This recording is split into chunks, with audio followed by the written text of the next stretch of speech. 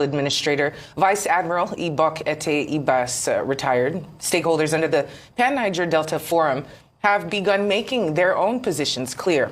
In an open letter published this Wednesday, the director and directed to the sole administrator of the national president of PANDEF, Ambassador Godknows Igali, condemned what he called the ongoing tearing down of democratic structures in Rivers State.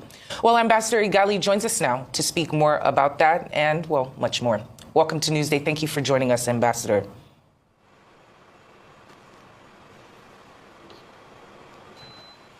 Good afternoon.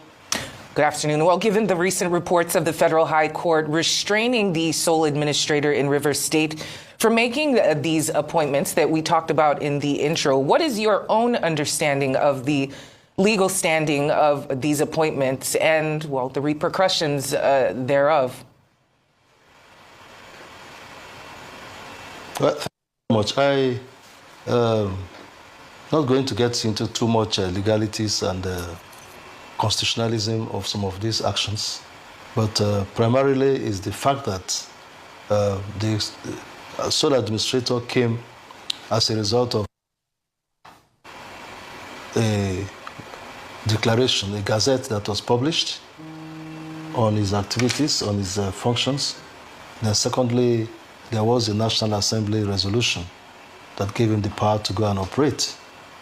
And in both of those documents, no place was it written that when he takes office, the structures of governance, the institutions of democracy will be stripped, will be taken away, and that the sole administrator will begin to exercise imperial powers, powers that were even the president of the country does not have, powers that can tear everything apart.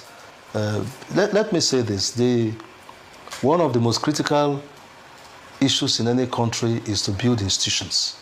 What keeps democracy to go on and what builds nations are institutions. And for the past 25 years in this Fourth Republic, all efforts have been on deck, all hands have been on deck to build institutions of the state, whether at the subnational level, at the local government level, or at the national level. A sole administrator is what we call a chargé d'affaires, somebody just to be in charge of affairs until things normalize. And in all constitutional procedures, a sole administrator is not an emperor. A sole administrator has to operate within some margins. Now, the sole administrator started by suspending some of these institutions, and we felt very uncomfortable. I had a first-hand experience because passing through Port Harcourt Airport, I saw that the images of the governor had been taken away. He's still the governor, elected governor of the state, and he's under suspension, but he's still the elected governor of the state. Secondly, we now started to see suspension of this, suspension of that, suspension, and we thought it would be a level of suspension. But now you remove, for example, the State Electoral Commission from suspension, you now reappoint a completely different set of people to that same office or other boards of the state. Also, you now appoint new local government administrators, which means the sole administrator is appointing sole administrators again. Listen, this is a country where we are trying to build institutions. The civil service structure of the country is well formatted to hold the brief when we have such cases. We had a case where President Buhari came into power, and for 6 months did not appoint ministers. He said, in fact, Buhari declared, I want to work with permanent secretaries if I have my way. Only that the Constitution debars me from doing that. President Tinubu himself did not rush to appoint ministers, and the country went on. There are structures in place in the local governments, which the sole administrator, is he a permanent sole administrator?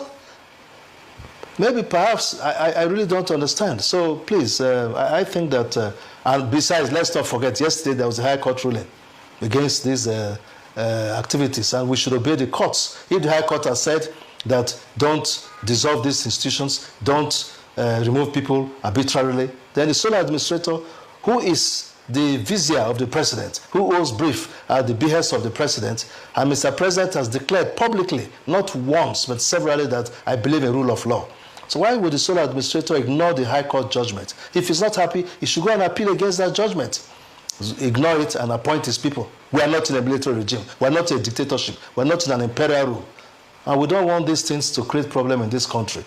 And for us, with PANDEF, we want everything that to project the image and project the welfare of the people of the south of the country. That is why, actually, my letter had gone to him. We sent it by DHL sometime, I think on Friday last week. Maybe he has received it or it's on his way.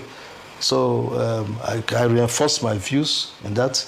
And Ibas is a great man. He has served this country, rose to the top of the Navy, one of the most reputable institutions in the country. He had been an ambassador. And let's remember that when we are given these difficult assignments, we still have to keep our moderation and be able to do things that are right. No matter the pressures that come for us to do the wrong things, sometimes we should be able to say, no, I can't do this, it is wrong. And the sole administrator is wrong. And all Nigerians of good conscience, all Nigerians of goodwill, all Nigerians that love this country should say that this is a wrong step taken and it should be reverted, it should be